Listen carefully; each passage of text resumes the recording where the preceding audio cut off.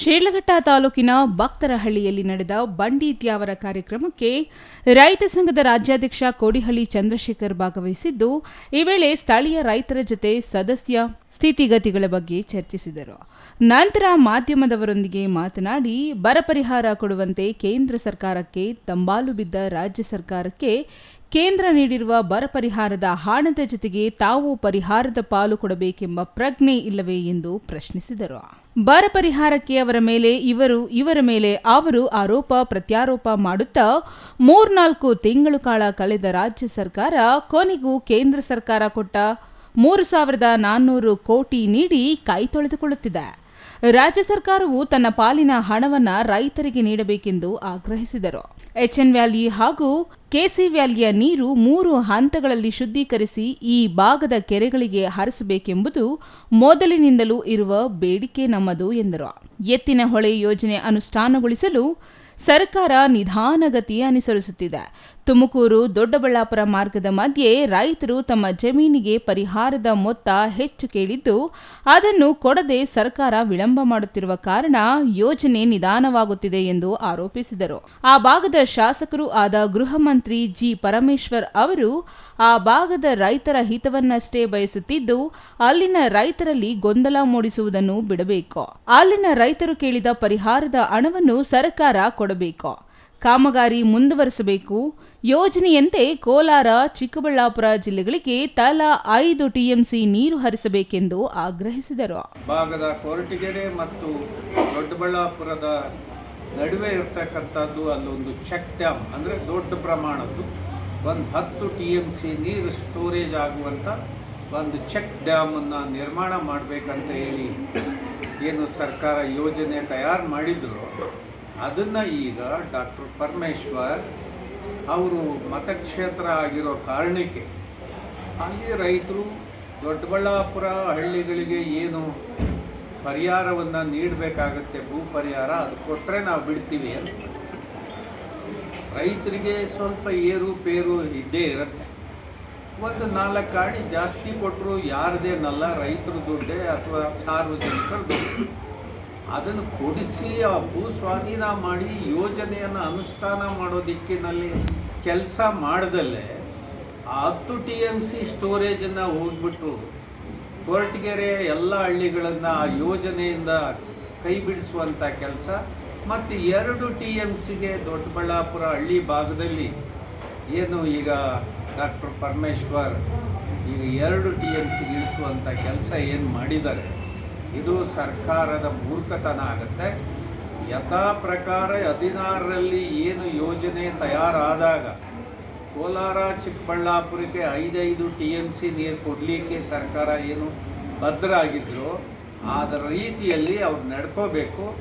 ಇದನ್ನು ಯೋಜನೆಯನ್ನು ವಿಫಲಗೊಳಿಸಲಿಕ್ಕೆ ಈಗ ಯಾವುದೂ ಉಳಿದಿಲ್ಲ. ಕೆನಾಲ್ಗಳು, ಅದಕ್ಕೆ ಪೈಪ್ಲೈನ್ಗಳು, ಮತ್ತು ಅಲ್ಲಿ ದೊಡ್ಡದು ಎತ್ತಿನ ಆ ಸಕಲೇಶ್ಪುರದ ಭಾಗದಲ್ಲಿ ಇದನ್ನು ರೈತರನ್ನು ರಕ್ಷಣೆ ಮಾಡೋದರಲ್ಲಿ ಎರಡೂ ಪಕ್ಷದ, ದಿಲ್ಲಿ ಆಗಲಿ ರಾಜ್ಯ ಆಗಲಿ, ಎರಡೂ ಪಕ್ಷದ ಸರ್ಕಾರಗಳು ವಿಫಲ ಆಗಿದ್ದಾವೆ ಅನ್ನೋದಕ್ಕೆ ನಾನು ಈ ಸಂದರ್ಭದಲ್ಲಿ ಹೇಳ್ತಾ ಇದ್ದೀನಿ. ರೈತರ ಹಿತ ಕಾಯೋದರಲ್ಲಿ ಇವರಿಗೆ ಯಾವುದೇ ಆಸಕ್ತಿ ಇಲ್ಲ ಅಂತ ಎಲ್ಲ ಕೆಲಸ ನಡೆದಿದೆ. ಆದರೆ ಇಲ್ಲಿ ರಾಜಕಾರಣಿಗಳಿಗೆ ಇಚ್ಛಾಶಕ್ತಿ ಇಲ್ಲದೆ ಈ ಥರ ಯೋಜನೆಯನ್ನೇ ದಾರಿ ತಪ್ಪಿಸುವಂಥ ಕೆಲಸ ಮಾಡೋದಾದರೆ ರೈತರು ಮತ್ತು ರೈತ ಸಂಘ ಸುಮ್ಮನೆ ಇರೋಕ್ಕಾಗಲ್ಲ. ಸರ್ಕಾರಕ್ಕೆ ಎಚ್ಚರಿಕೆ ಕೊಡ್ತಾ ಇದ್ದೀವಿ. ರೈತರಿಗೆ ಅದು ಎಷ್ಟಾರು ಆಗಲಿ ಭೂ ಪರಿಹಾರ 4 ಕಾಣಿ ಜಾಸ್ತಿ ಕೊಡೋದಾಗಲಿ ತಕ್ಷಣವೇ ಯೋಜನೆಯನ್ನು ಅನುಷ್ಠಾನಕ್ಕೆ ತರೋ ಕೆಲಸಕ್ಕೆ ಮುಂದಾಗಬೇಕು. ಇಲ್ಲದೇ ಇದ್ದರೆ ಮಾನ್ಯ ಸಿದ್ದರಾಮಯ್ಯನವರೇ, ನಾವು ಸುಮ್ಮನೆ ಇರೋಕ್ಕಲ್ಲ, ಬೀದಿಗೆ ಬರಲೇಬೇಕಾಗತ್ತೆ. ಇದು ತಮಗೆ ಮುಟ್ಟಿಸ್ತಕ್ಕಂಥ ಸಂದೇಶ ಅಂತ ಹೇಳಿ. ಹಾಸನದಲ್ಲಿ ಪ್ರಜ್ವಲ್ ರೇವಣ್ಣ ಅವರ ಪೆನ್ ಡ್ರೈವ್ ಪ್ರಕರಣವನ್ನು ರಾಜ್ಯ ಸರ್ಕಾರ ಸೂಕ್ತ ರೀತಿಯಲ್ಲಿ ನಿಭಾಯಿಸುತ್ತಿಲ್ಲ. ಈ ಘಟನೆಯನ್ನು ರಾಜಕೀಯ ಲಾಭಕ್ಕಾಗಿ ಎಲ್ಲಾ ಪಕ್ಷಗಳು ಬಳಸಿಕೊಳ್ಳುತ್ತಿವೆ. ಪ್ರಜ್ವಲ್ ಅವರಾಗಲಿ ಅಥವಾ ಇನ್ಯಾರೇ ಆಗಲಿ ಅಂತಹ ನೀಚ ಕೃತ್ಯವನ್ನು ಮಾಡಿದಾಗ ಅದಕ್ಕೆ ಸೂಕ್ತ ಕಾನೂನು ರೀತಿಯಲ್ಲಿ ಕಠಿಣವಾಗಿ ಶಿಕ್ಷಿಸಿ ಸಮಾಜದಲ್ಲಿ ಇಂತಹ ಕೃತ್ಯ ನಡೆಸುವವರಿಗೆ ಕಠಿಣ ಸಂದೇಶ ರವಾನಿಸಬೇಕಾದ ಸರ್ಕಾರವೇ ನಿಧಾನಗತಿ ಅನುಸರಿಸಿ ಇಲ್ಲ ಸಲ್ಲದ ಅನುಮಾನಗಳಿಗೆ ಎಡೆ ಮಾಡಿಕೊಟ್ಟಿದೆ ಎಂದರು. ವಿದೇಶದಲ್ಲಿ ಅಡಗಿರುವ ಪ್ರಜ್ವಲ್ರನ್ನ ಬಂಧಿಸುವಷ್ಟು ಕಾನೂನು ನೆರವು ತಾಂತ್ರಿಕತೆ, ದಕ್ಷ, ಅನುಭವಿ ಅಧಿಕಾರಿಗಳಿಗೆ ನಮ್ಮಲ್ಲೇನೂ ಕೊರತೆ ಇಲ್ಲ. ಅಷ್ಟೆಲ್ಲ ಇದ್ದರೂ ಇದುವರೆಗೂ ಪ್ರಜ್ವಲ್ರನ್ನು ಬಂಧಿಸಿರುವುದು, ಪ್ರಕರಣವನ್ನ ಒಂದು ಹಂತಕ್ಕೆ ಕೊಂಡೊಯ್ದಿರುವುದು ಜನಸಾಮಾನ್ಯರಲ್ಲಿ ಸರ್ಕಾರ ತನಿಖೆ ಮೇಲೆ ನಂಬಿಕೆ ಕಳೆದುಕೊಳ್ಳುವಂತಾಗುತ್ತಿದೆ ಎಂದು ದೂರಿದರು. ಈ ಪೆನ್ ಡ್ರೈವು, ಸಿಡಿಗಳು ಏನು ಕರ್ನಾಟಕದಲ್ಲಿ ಸದ್ದು ಮಾಡ್ತಾ ಇದೆ, ಇದನ್ನು ಮೂರನ್ನು ಬಿಟ್ಟವರು ಮಾಡ್ತಕ್ಕಂಥ ದಂಧೆಗಳು, ಮೂರನ್ನು ಬಿಟ್ಟವರು ಈ ಮಾಡ್ತಕ್ಕಂಥ ಕ್ರಿಯೆಗಳು, ಇದಕ್ಕೆ ಒಂದು ಕಡಿವಾಣ ಹಾಕಬೇಕು ಅಂದರೆ ಕಾನೂನು ಪ್ರಕಾರ ಶಿಕ್ಷೆ ಅದು ತರಲೇಬೇಕು. ಅದು SIT ಆಗಲಿ, ಸರ್ಕಾರದ ಬೇರೆ ಇಲಾಖೆಗಳಾಗಲಿ, ಅದು ಸರ್ಕಾರಕ್ಕೆ ಇರಬೇಕಾದಂಥ ಕಾಮನ್ ಸೆನ್ಸ್. ಈಗ ದೊಡ್ಡವ್ರ ಮಗ ಅಂತ ಹೇಳಿ ಅದನ್ನು ಭಾಳ ಮಂದಗತಿಯಲ್ಲಿ ಮಾಡ್ತಾ ಹೋಗೋದು, ರಾಜಕೀಯಕ್ಕೋಸ್ಕರ ಈ ಇಶ್ಯೂವನ್ನು ಬಳಕೆ ಮಾಡ್ಕೊಳ್ಳೋದು, ಇದು ಎಲ್ಲದೂ ಕೂಡ ಆಗಬಾರ್ದು. ತಪ್ಪಿತಸ್ಥನಿಗೆ ಶಿಕ್ಷೆ ಯಾವ ರೀತಿ ಆಗಬೇಕು, ಒಬ್ಬ ಸಾಮಾನ್ಯ ಮನುಷ್ಯನ ಮಗ ಅಪರಾಧ ಮಾಡಿದರೆ ಪರಪ್ಪನ ಅಗ್ರಹಾರಕ್ಕೆ ಹಾಕಿ ವಿಚಾರಣೆಗೆ ತಗೊಂಡು ಅವನು ಹಿಂದೆ ಮುಂದೆ ಹೆಂಗೆ ಬಾಯಿ ಬಿಡಿಸಿ ಆ ತಪ್ಪನ್ನು ಹೇಗೆ ನೀವು ಪರಿಶೀಲನೆ ಮಾಡಿ ಅದನ್ನು ಗಣನೆಗೆ ತಗೊಂತಿರೋ ಆ ಥರ ನೀವು ಮಾಡ್ತಾ ಇಲ್ಲಲ್ಲ. ಸಿದ್ದರಾಮಯ್ಯನ ಸರ್ಕಾರಕ್ಕೆ ದಮ್ ಲೆಸ್ ಆಯಿತಾ, ಅಥವಾ ಚುನಾವಣಾ ರಾಜಕಾರಣಕ್ಕೋಸ್ಕರನೇ ಸೀಮಿತವಾಗಿ ಇಶ್ಯೂಗಳನ್ನು ನೀವು ಬಳಕೆ ಮಾಡ್ತಾ ಇದ್ದೀರಾ? ನಿಮ್ಮ ನಿಜವಾಗ್ಲೂ ಅಪರಾಧಿಯನ್ನು ನೀವು ಪತ್ತೆ ಹಚ್ಚಕ್ಕೆ ಇಷ್ಟು ದಿವಸ ಬೇಕಿರಲಿಲ್ಲ. ಇವತ್ತು ಇರ್ತಕ್ಕಂಥ ಇಂಟೆಲಿಜೆನ್ಸಿ, ಇವತ್ತಿರ್ತಕ್ಕಂಥ ನಮ್ಮ ಅನುಕೂಲಗಳು ಜಗತ್ತಿನ ಯಾವುದೇ ಮೂಲೆಯಲ್ಲಿದ್ದರೂ ಹಿಡ್ಕೊಂಬಂದು ಎತ್ತೀವಿ, ಅಲ್ಲಿ ಪರಪ್ಪನ ಅಗ್ರಹಕ್ಕೆ ಹಾಕ್ಕೊಂಡು ರಿಪೇರಿ ಮಾಡೋ ಕೆಲಸ ನಡೀತಾ ಇದೆ.